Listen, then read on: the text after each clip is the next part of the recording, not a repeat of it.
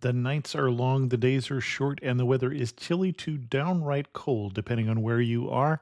It's a good time to slip into a Quince iconic Mongolian cashmere sweaters, which start at only $50. You can treat yourself to everyday luxury at an affordable price with Quince. If you really want to dive into luxury, you can check out their leather handbags, washable silk shirts, and European linen sheet sets. Whatever you're looking for at Quince, all the prices are 50 to 80% less than similar brands, and they do that by partnering directly with top factories and cutting out the middleman. They only work with factories that use safe, ethical, and responsible manufacturing processes. And of course, they use premium fabrics and finishes for that luxury feel in every piece. But you've already heard me rave about my Quince travel pants. Treat yourself this winter without the luxury price tag. Go to quince.com/traveler for 365-day returns plus free shipping on your order. That's QUINCE.com/traveler to get free shipping and 365-day returns.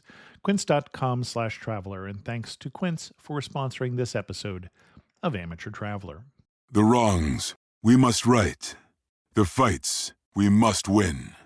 The future we must secure together for our nation. This is what's in front of us. This determines what's next for all of us. We are Marines. We were made for this. Amateur Traveler, episode 843.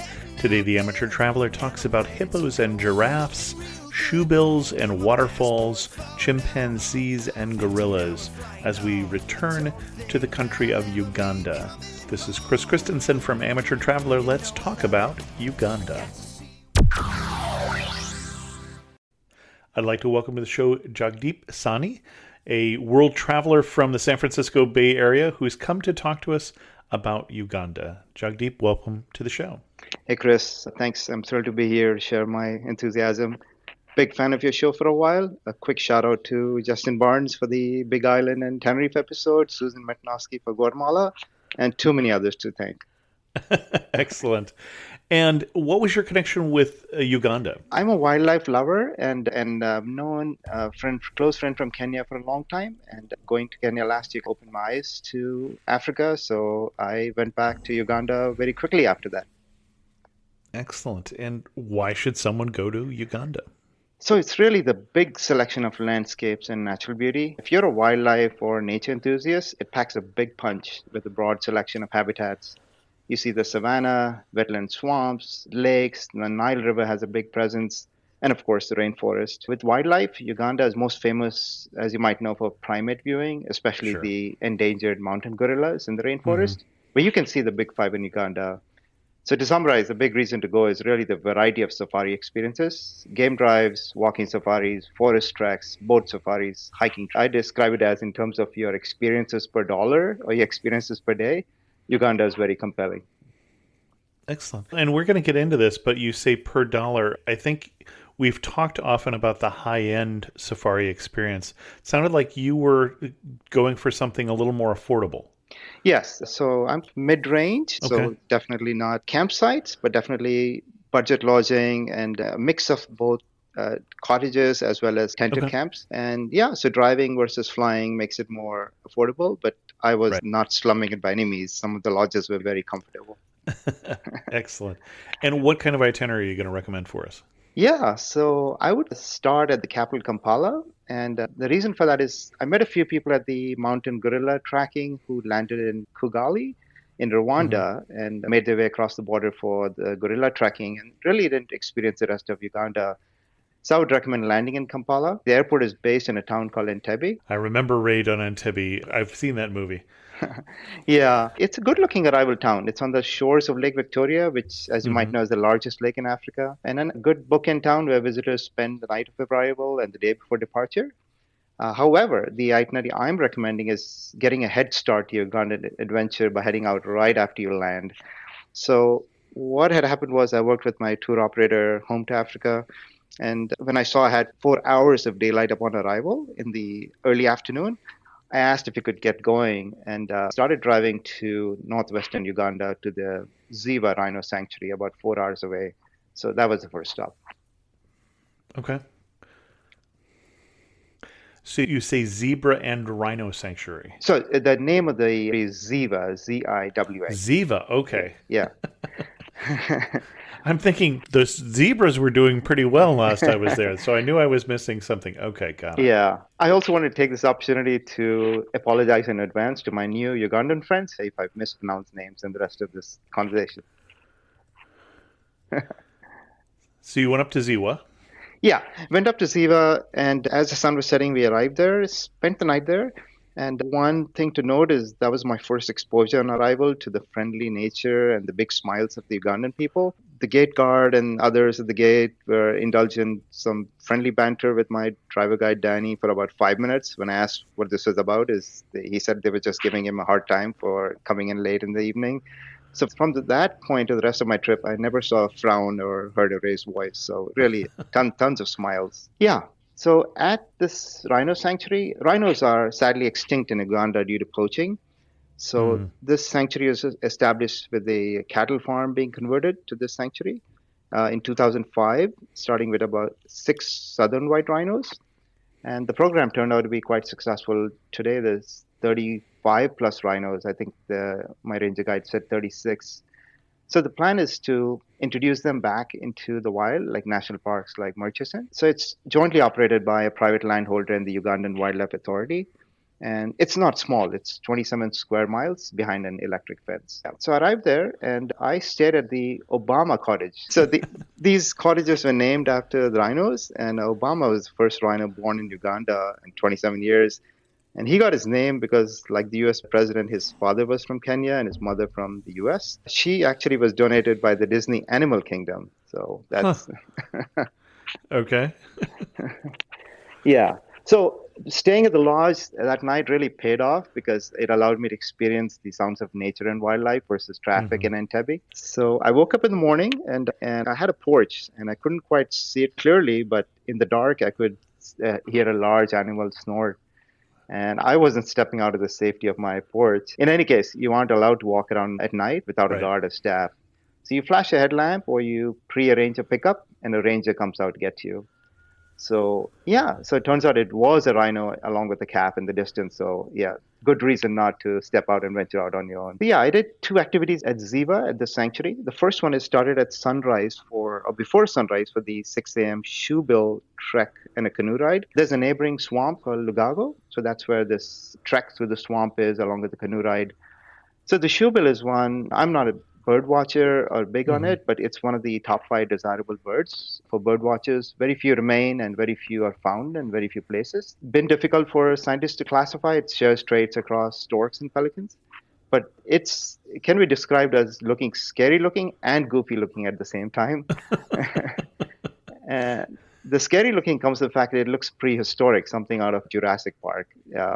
So people travel all over to see this rare bird. I was there more for the sunrise and the walk through the swamp. So much fun, right? To put on the rubber boots, trek through the swamp at a magical sunrise over the wetlands.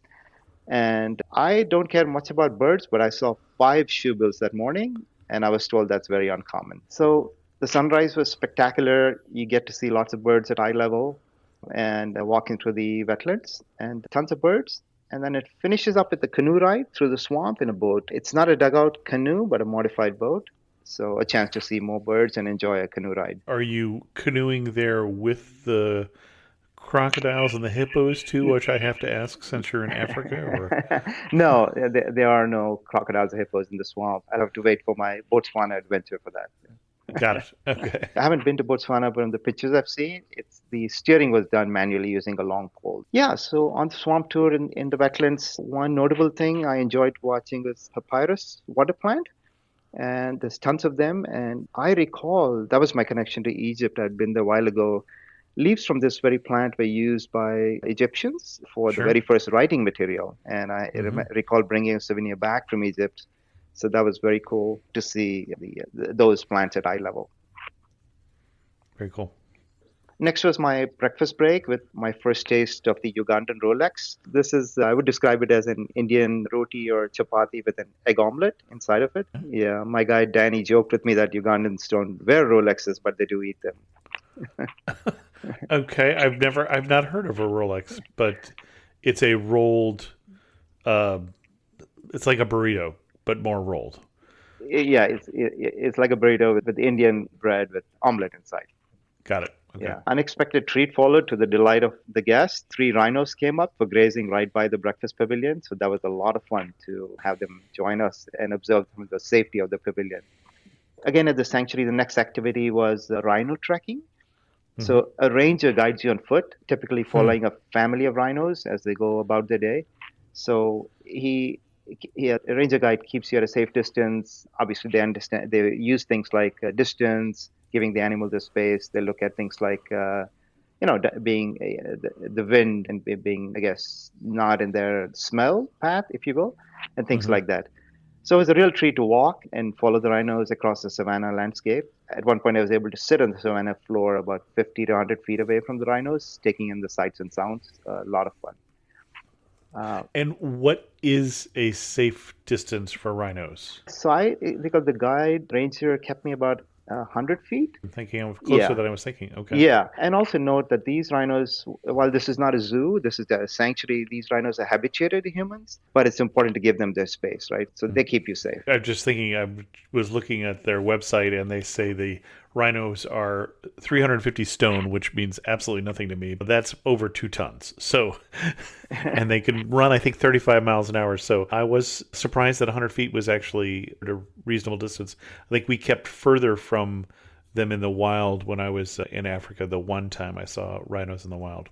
Yeah, I think they have places where you can stand in safety of enclosed area where you can. So Hmm. the rangers know what they're doing, and yeah, just I was following the ranger very carefully. Okay. Yeah, so the good thing to note is that the rangers take really good care of these rhinos. They have rangers assigned to their safety from poachers, and also rangers assigned to capture detailed data on them. So things like eating habits, behaviors, changes, they're thriving. So that's the good news, right? Good. And these are white rhinos, as I recall. These are southern white rhinos, yes. So Southern not, white rhinos, which is not the color, but okay. yes, yeah, that's the square lip and less aggressive behavior like compared to the black rhinos. Oh, I didn't know that. Okay. Interesting. Yeah, Okay. yeah, and less shy than the black rhinos. Those are more elusive. Yeah. So that was my adventure at the Ziva Rhino Sanctuary on the morning after my arrival. Where to next? Yeah, so from there, traveled up to Uganda's largest reserve, the Murchison Falls National Park. That was about a 3 hour drive from Ziva. And yeah, the park gets its name from a past president of the Royal Geographical Society when it was discovered by an explorer, entered through a park gate. And from then on, the first habitat I passed was dense forest. And then driving through that for about, I don't know, 50 kilometers. And then that dramatically changes to savanna grasslands as we Hmm. make our way to the top of the falls, where the Murchison Falls National Park gets its name from. So the Victoria Nile has a big presence here. It bisects the park and continues on to Lake Albert. And what's special about these falls is the falls were created when the Nile River is forced through a 25-foot narrow channel that creates enormous water turbulence and activity like a boiling pot. So this is billed as the most powerful waterfall in the world. So there's tall waterfalls and there's Yep. large waterfalls. This one is Right. unabashedly powerful. Okay. Yeah, don't miss the hiking opportunities at the falls. A ranger has to accompany you because you're still in the wildlife park. But that's a good thing because you also get introduction to the park and history. But from the top of the falls, there's an uphill climb that leads you to really spectacular views of not just one, but another fall. So years ago, a second fall was created called Freedom Falls, which is visible only from the hike. So you can't see it from the parking lot. Okay. So I recommend the hike highly. It's a bit of an uphill climb, but gets you closer to the falls, gets you unique views, and also the classic getting closer to the falls and getting drenched in the mist and all that. Yeah, there was another hike that was closed due to a landslide, which really goes all the way to the bottom. And I would recommend folks check on it next time they go if that's open. But if I had the opportunity, I would have hiked all the way down into the base of the falls. So, Okay. yeah, I saw locals picnicking at the falls with the ice chest cooler, and I immediately regretted eating lunch already at Musindi, which was a town just outside of it. It would have been a lovely picnic spot for lunch, so my recommendation is don't miss it. Okay. Well, and you say you ate lunch.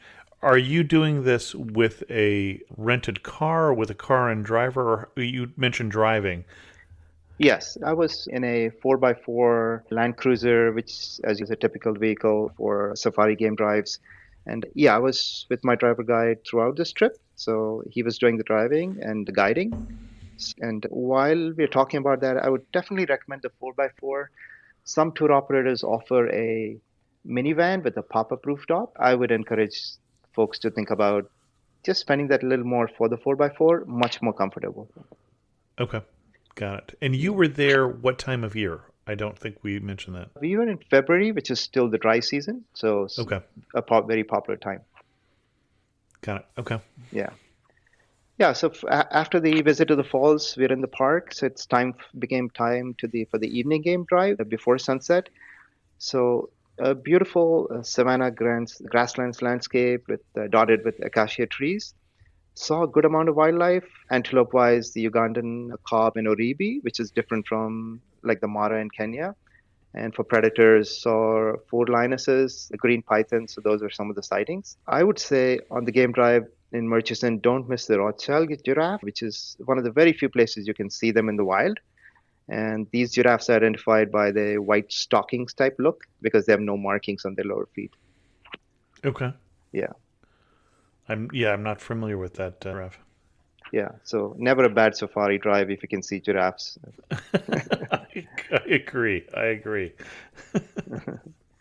That was to the end of the evening at sunset, and I stayed at a town called Pakwach, which has a bunch of lodging not too far from the park gates, maybe out about 10 to 15 minutes from the Changi gate. And so that's another thing I wanted to point out. In Kenya, I insisted on staying inside the park because I wanted to be the first vehicle out at sunrise or at Sure. the crack of dawn because that's where the animals are most active. In Uganda, you can get into the park pretty early, so you don't have to worry about lining up outside the gate.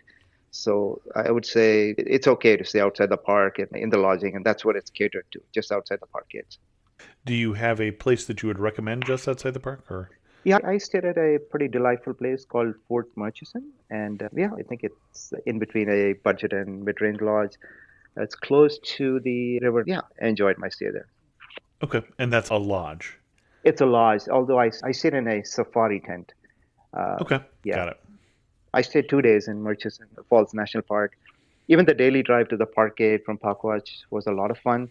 The wetlands on both sides of the road, and I regularly saw elephants on both sides of the road, so that was very special. Yeah, there you have it, Chris. Just so this in one long day, this is what I'm talking about the variety in Uganda. I saw dense forest, savanna grasslands, the River Nile, and wetlands. So in one day, I did a swamp sunrise walk, a savanna rhino tracking safari, a walking safari, a hike along the Nile, and a classic savanna game drive. And we're just getting started. We're just getting started, yeah. Okay. Ah, bon chien. Bonjour, je suis Theo, a tour leader with Explore, and this is Punti. He's helping us find truffles under the trees next to this beautiful vineyard. Maybe for tomorrow's cooking class? Oui, colle semi-heure. Parfait. Semi-o'clock. Not everyone gets to enjoy a Bordeaux sunset this way, but you will if you explore. No, Punti. Search exploreworldwide.com and don't just travel. Explore. This episode is brought to you by Amazon. Sometimes the most painful part of getting sick is the getting better part. Waiting on hold for an appointment, sitting in crowded waiting rooms, standing in line at the pharmacy, that's painful. Amazon One Medical and Amazon Pharmacy remove those painful parts of getting better with things like 24/7 virtual visits and prescriptions delivered to your door. Thanks to Amazon Pharmacy and Amazon One Medical, healthcare just got less painful. Yeah, so the next day was about the game drives in Murchison, and what I would point out was special about this day was a boat safari in the afternoon. Boats go up towards the falls, upriver along the Nile, and to give you a view of the base of the falls, it's about a 2 to 3 hour boat ride. And what's special about it, of course, is tons of sightings of elephants and hippos and lots of birds. Uganda is really great for bird watchers. I'm not much of a bird person, but you have to appreciate the variety and the beauty. And a guide on board identifies the birds, so you get a lot of help. Yeah, my tip is have your camera ready for that classic shot of the hippo big yawn, and I was still eluding me, but I want to get that, so keep your camera out. For the sunset, given the park is so big and not that crowded, I would recommend switching off the car engine, parking by the side, and simply listening and taking in the sights of the savannah and create your own sundowner, right? And enjoy the sunset. So I spent 2 nights outside of Murchison and would recommend the same. And again, on the budget lodge, just to give you a sense for the listeners, but while it may be called a budget, to give you a sense, I was offered a cold towel on arrival and enjoyed 4-course dinners. Okay. From there, left at sunrise to go through the park to the Budongo Forest Preserve for chimpanzee tracking. Uganda is big for primate watching, and chimpanzee tracking is a great introduction to the gorilla tracking that's to follow, which I kept for the grand finale. The Budongo Forest Preserve provides guided tracking of chimpanzees. These, again, similar to the gorillas, have been habituated to humans, and the good news is the walking in this forest was level terrain, so it makes it easy. And the probability of finding the chimpanzees is actually very high. The difference is the chimpanzees are mostly on the trees, and those on the ground keep moving very quickly. So your guide helps you follow them. So you're walking a lot. You're trying to keep up with them. Okay. Yeah. And similar to the gorillas, which we'll talk about, a tracker goes out in advance and by radio communicates the location of the chimpanzees to your guide. So that's how they find them. Okay. Just a couple of noteworthy things about the chimpanzee trek. One of the things is if you look long enough in a chimpanzee's eyes or their face, it starts to feel like a human is looking back at you, right? And the second thing is, since it's dense covered forest, it's tough to take good pictures. So make sure you leave time to enjoy the hours with your eyes and ears as well. Okay. From there, after the chimpanzee tracking, we drove to the Queen Elizabeth National Park. So that's another major park in Uganda. And starting in the northern part of the park, there's a water body called the Kazinga Channel that connects Lake George and Lake Edwards. And boat safaris are very popular here. One other thing to note is this park is framed by the tall mountain chain called the Venzori. So that was really special and different compared to Murchison. After a good night's sleep, game drive in the safari next morning was a bit disappointing with little wildlife spotting. That's how game drives can be sometimes. Oh, yeah? Yeah, but there was much more to follow. Again, that's that variety, right? Experiences per dollar. I would recommend the boat safari again, which I did early afternoon.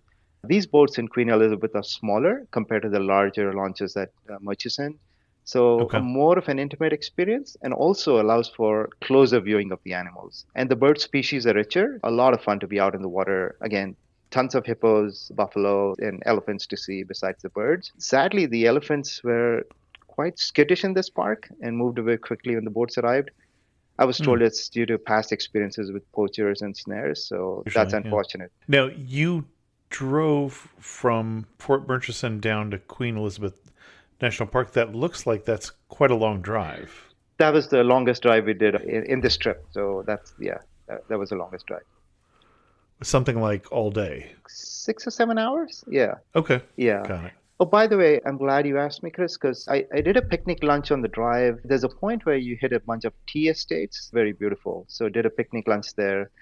Interesting. Yeah, very enjoyable. So I would recommend to your listeners, anybody who does this journey, to pack a lunch and find a shaded tree along the tea estates and enjoy it there. Okay. Yeah. Excellent. You talked about the game drive being disappointing. I think of some of the actually most memorable game drives I've been on where the first 3 hours nothing happened. And we don't talk about that much when we're talking with our friends about the game drives. We don't talk about that part of it. We talk about the other part, and then we ran into a whole group of Cape buffalo that were surrounding us or something like that. Those are the memorable parts. But yeah, the animals are not always predictable. Yeah. And a quick aside, Chris. So the fact that I'm not a bird watcher and I saw 5 shoebills, right? And then my guide, Danny, was telling me that he had a past guest who was a hiker, and she didn't really care that much about wildlife. And when they entered the Shasha sector of the Queen Elizabeth, they saw a leopard. That leopard allowed them to escort them for a long way in the path. And she sat back down because she really wasn't interested. And as for animal lovers, the leopard sighting is very special. Yes. So take what the game drives give you. Yeah, we watched a female leopard try and dissuade her female cub that it was time for her to move on. And so she kept walking away from the daughter. We watched it for, I don't know, an hour and a half. These two leopards were, just gorgeous animals. But I've been on other game drives or safaris for a week and never seen any. So you really do have to just rejoice in the things you do see. That's right. So on the boat safari, just to finish up, another thing that was special to me was you see clusters of palm trees and papyrus trees. That kind of transported me to Egypt. So I was just reminded of kind of the views of the Nile there. So again, quite special. Okay. Yeah. At Queen Elizabeth that night, finished up, again, another long, busy day, finished up with a night safari. And finally, they're rewarded with 2 male lion sightings. And this time, one of them with blood on his paws, licking itself clean. That was quite special. With the night safari, so the typical night safari that we've talked about on the show before is you're going out there in a safari vehicle with a spotlight. Now, that I assume this is that sort of typical thing. We have heard now of some people who are going out with night vision, and I think things are maybe shifting that direction, but I'm still expecting the spotlight.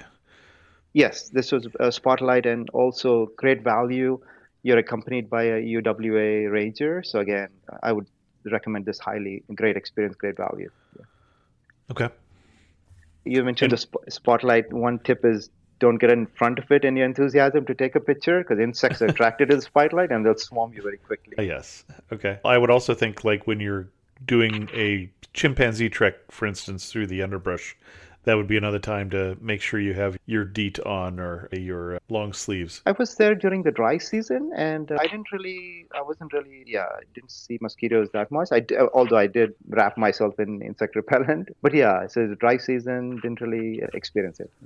Okay. So that was the night safari. And the next morning, and Queen Elizabeth was exploring a different part of the park at the Ishasha sector. When you read about it, the guidebooks really oversell the tree climbing lions, but not consistent. When I was there, the lions had actually crossed over to the Congo, I was told. So I didn't really see that. So I saw the fig trees minus the lions. So I saw the classic shot of the lions, but minus lions, I saw the fig trees. Okay. Yeah. But this section of the park is not very visited, had very few tourists, and I had it almost all to myself. And this part of the park really feels like the Serengeti or the Mara. It's a vast expanse of savanna landscape as far as I can see. So you dotted with the acacia trees. So it's the classic savanna, and you have it all to yourself. So rejoice. Got it. I have a fondness for that landscape. Yes, and of course, it's not going to have the density of the wildlife as in the Serengeti, but yeah, it's minus the crowds. Okay. Yeah, the Ishasha sector, I didn't have time, but I would recommend spending at least a night there to enjoy this more remote part of the park. Excellent. Where to next? From the Ishasha sector, it was finally time to drive to the rainforest for the grand finale, gorilla trekking in the Bwindi Impenetrable National Park. So the name itself has considerable gravitas, as you can imagine. So again, just driving there is the sheer diversity of Uganda in display. I was in Savannah, as I was talking about at Ishasha, and within 2 or 3 hours, we were in rainforest, mist clouds and all. So very special. Now, by this point, you've nearly gone all the way from the south all the way to the north and then all the way back down again to the south. So not a big country. You've traversed a good percentage of it. Yes, it was my northwest trajectory and then along the west and then back to Kampala. Yes. And then you've been coming down really on the border with Congo. You mentioned the lions went over into Congo. You've been coming along the border with Congo. That's right. The Shasha sector borders Congo. And in fact, my guide Danny showed me the river and he said Congo's on the other side. Yep. And as animals, these boundaries are man-made. The animals don't really know the boundaries. Right. They go back and forth. So you're in the impenetrable forest. Yeah, between the Impenetrable National Park. Yes, there's 4 sectors in this park where gorilla trekking starts, and your tour operator will arrange for accommodation closest to the sector where you have the permit for the gorilla tracking.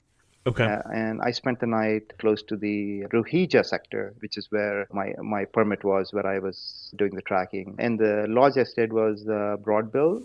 I had really great views of the rainforest, looking out for it, and then realizing that the next morning I would be within it, right, not watching it from above. At the lodging, the sense of anticipation among the guests was clear. Everybody's excited that evening about the adventure to come on gorilla trekking, as with the range of accents, right? So a lot of people travel from different parts of the world to experience the opportunity to see the gorillas in the wild. Sure. Yeah. The gorilla tracking starts at about 9 a.m. You show up at about 7:45 for orientation. There's a welcome entertainment from the community, some preparation and orientation from the UWA folks. If you're missing things like a face mask, which is mandatory, by the way, when you get to the gorillas, and that's to protect them from transmitting any human diseases, Okay. realizing they share 98.4% of our DNA. So that's an example of something. If you're missing one, they'll provide you that. Gardening gloves, just like you saw Sigourney Weaver wearing them in the movie Gorillas from the Mist, right? When she portrayed Diane Foster, things like that. Walking sticks that you'll be offered, take it. They were super helpful. Okay. Because you're Yes, going uphill you're going to go see uphill. these You're gorillas. going Yeah. uphill, and then you're coming downhill. You're stepping on ferns, slippery ferns. You're stepping Okay. on ground. So you want to pick the spots that are where you can set your foot down, knowing that you're not going to sink or slip. Okay.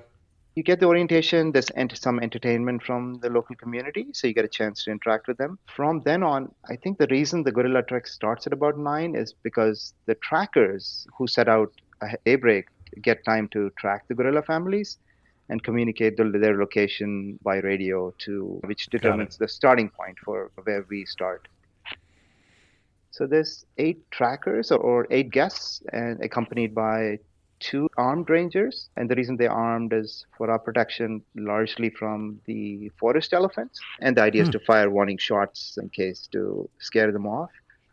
But I'm sure the trackers do a good job of making sure they're not in the vicinity. One armed guard is in the front and one behind, and there's 8 of us along with a ranger guide. So that's the team that sets out to visit one gorilla family. Mm-hmm. Just a couple of tips. Good hiking shoes are a must.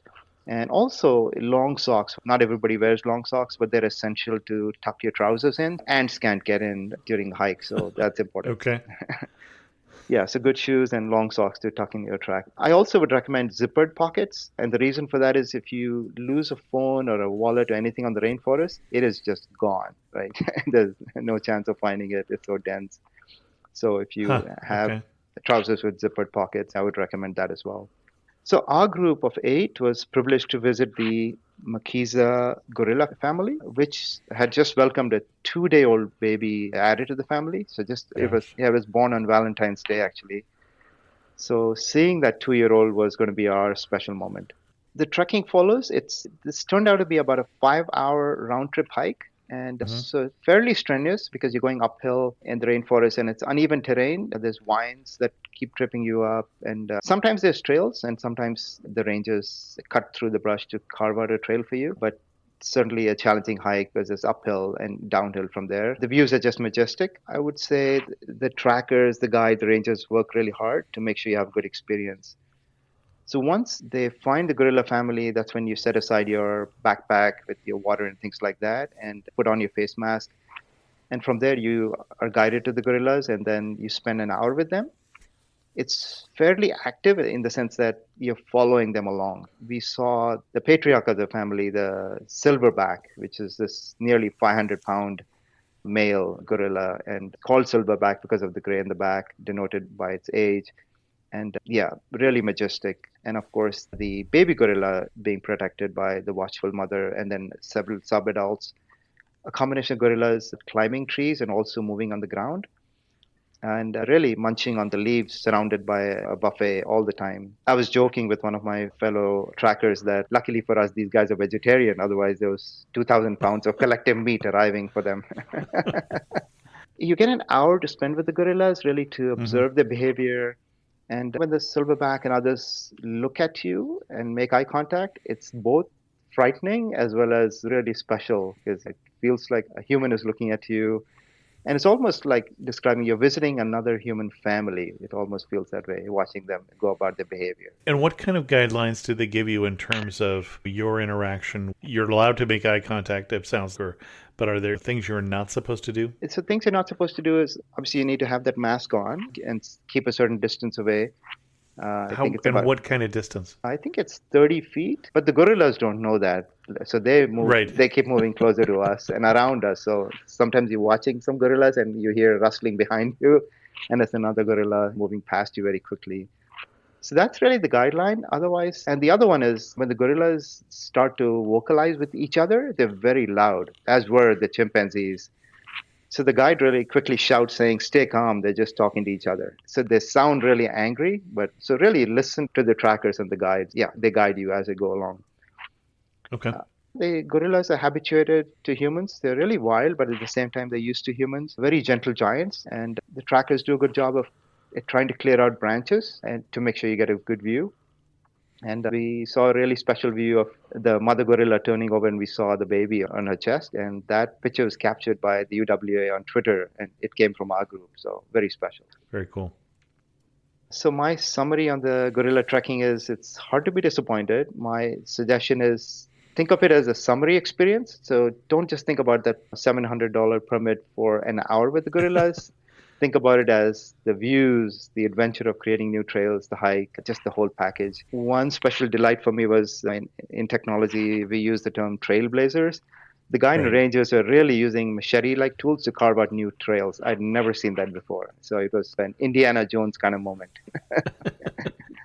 Excellent. And I think that's your itinerary from where you headed back to Entebbe, or? Yeah, that was my itinerary. After that, headed back to Entebbe. I would say leave plenty of time to account for traffic, especially when you read the outskirts. One other thing to point out on that drive back is my guide Danny pointed out that this is the land of milk and honey. And what he meant by that is you see the longhorn Ankole cows. So those are quite unique. There's pointed horns. And so that's a milking kind of community. And then the second thing is you see several towns on the way that have beekeeping as a trade. So you see honey Okay. on sale along the highway. So that's what he meant by this is the land of milk and honey. Okay. What would you do differently if you were to do this trip again, knowing what you know now? I would do that picnic lunch at the Murchison Right. Falls, and I was able to stretch my 7 or 8 days as much as I could, but I would try and stay one night in the Ishasha sector. I mentioned that earlier. Mm-hmm. And of course, if people have more time, the three things I did not get to do is side trips would be post gorilla trekking is common to spend a day or two in Lake Bunyoni for rest and relaxation, the opportunity to swim in the lake and taking in beautiful views. For adventurous folks in the water, there's class 4-5 rapids in the Nile at Jinja, which is closer to Kampala, Okay. and hiking. So the opportunities for hiking in the volcanic mountains near Gahinga National Park is another. So these are things I would consider that I didn't have time for. Okay. Excellent. Are we ready for our wrap-up questions? Yeah, I'm ready. Anything else we need to know before we go to Uganda? Just, I would say, don't get intimidated about the gorilla tracking permit. I put my trip together in 2 weeks before my travel. Oh, really? Yeah, so don't get intimidated by it. The tour operators are very resourceful to help secure that elusive permit, so let them work their magic. So that's one. So don't feel that you have to plan the 6 months out or 1 year out, which That's what I was anticipating, so that's good to know. and the other one is don't forget your flashlight because it's very dark, and if you're in a tented camp and you have to head back to eat and things like that, it's kind of Yep. you need that flashlight. And keep your camera ready and be on alert at least 15 minutes even before you enter the national park because again animals don't know the park boundaries, and my Right. most memorable wildlife sightings were just outside the park gates. So at Ishasha I saw a snake eagle swoop in with a green snake in his talons, and I didn't have time for a camera shot, but I'm going to enjoy that in my mind's eyes for a long time. Excellent. You're standing in the prettiest spot in Uganda. Where are you standing? What are you looking at? I'm probably in boat safari in the Nile. I'm Okay. seeing hippos snorting, and one of them maybe doing that big yawn that I managed to capture in my camera for the first time. Bull elephant bullying a subadult by the water, and kingfishers with the density of crows or seagulls in a dense area. And of course, the palm trees and the papyrus trees along the fringes of the water and the cool breeze blowing. So I would say that's the one. Excellent. And one thing that makes you laugh and say only in Uganda. So plantains, green bananas are big there as part of the cooking. So I would say plantain fritters for breakfast, matoke, which is mashed plantains for lunch, and plantains as far as the eye can see during your drive.